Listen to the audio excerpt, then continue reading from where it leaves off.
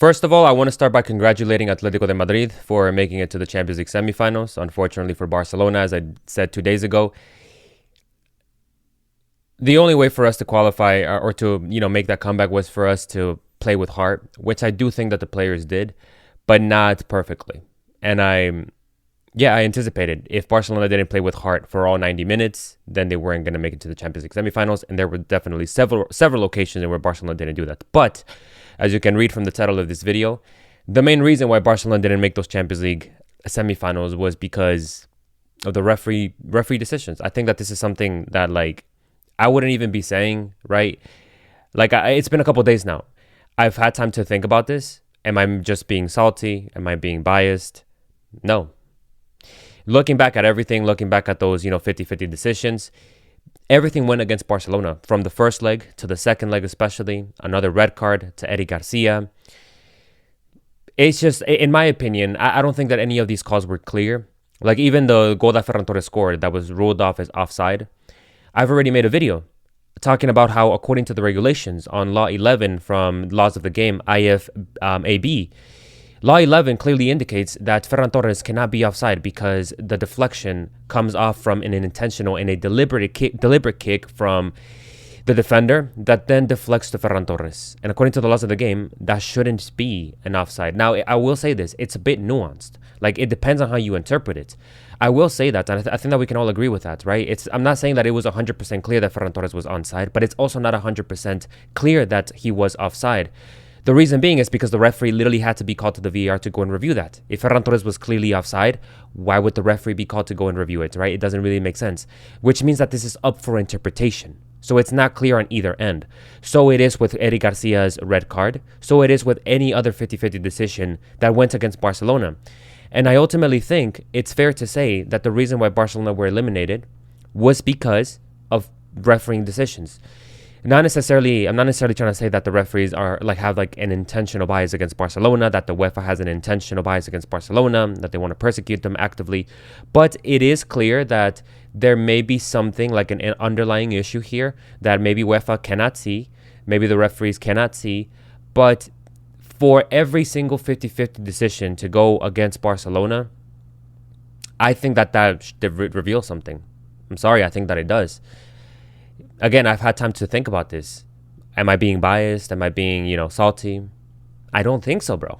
I don't think so. Maybe if, there was some other 50-50 calls that went in Barcelona's favor, then I likely would be saying, okay, maybe these are just some decisions where the referee decided to interpret it in this way.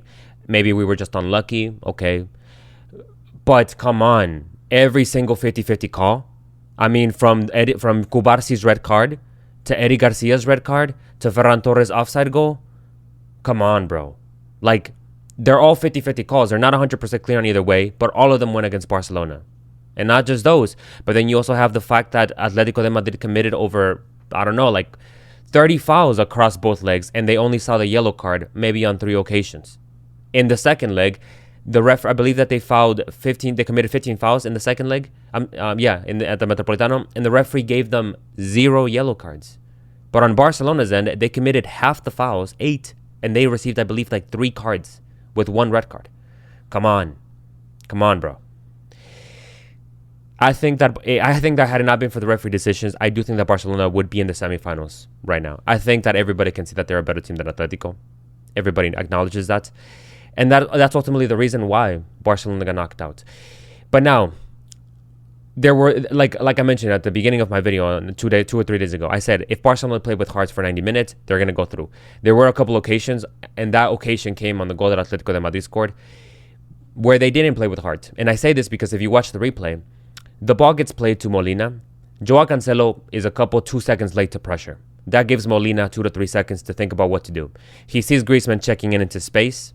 He plays the ball to Griezmann, and then here you see again either Gavi or Eric Garcia not tracking Griezmann to go and pressure him. Griezmann receives the ball with time and space. He plays the through ball to Llorente in space. Pedri, who was supposed to be marking Llorente, didn't track him. Llorente is now in space, passes or crosses that ball over. He squares it to Ademola Lookman, and he taps it in. It was a single moment of maybe 7 seconds where Barcelona lost a bit of concentration, they lost a bit of heart, and it ultimately costed them the qualification. Otherwise, the game would have likely ended at 2-2, and anything could have happened from there on. But again, this is why I said it. I was very, very precise with my language. If Barcelona play with heart for 90 minutes, they will go through. But if Barcelona play with heart with 89 minutes and 93 seconds, but those 7 seconds, they don't play with heart and they get penalized, they're not going through. I said it at the start, and look at what happened. But again, I don't want to put the full blame on them because, as I already mentioned, the referees had a lot to play. But nonetheless, Barcelona eliminated from the Champions League. So now all we have to fight for, apart from the Supercopa de España, which we already won, is La Liga. Barcelona pretty much have the La Liga in the bag. But I want to finish the season strong. I want to finish 7 out of 7 games winning and finish the season as Centurions with 100 points. That's ultimately, I think, the way to finish the La Liga season, in my opinion. Next season, we'll see what happens. Transfers are going to matter a lot. But ultimately, I think that if Barcelona want to become a dominant team in the Champions League, finally, they need to make those signings. Right now, I don't hold them fully accountable.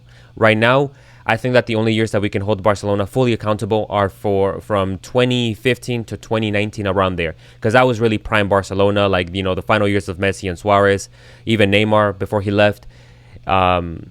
Where the whole team was good, was altogether really good. From there on, Messi's final season, the club was broken, financial constraints. So I don't really hold Barcelona accountable, I will say, from 2020 until even now. But if we make those summer transfers, if we go out and buy a strong striker, a strong defender, we will be more accountable later on. But for now, I will say this, and I don't think I'm being biased. I don't think that Barcelona is fully guilty because they haven't been able to make that many signings. Hansi Flick has had to work with 80 million euros across 2 seasons. Ridiculous. Atletico de Madrid, who eliminated Barcelona, spent over almost 200 million euros.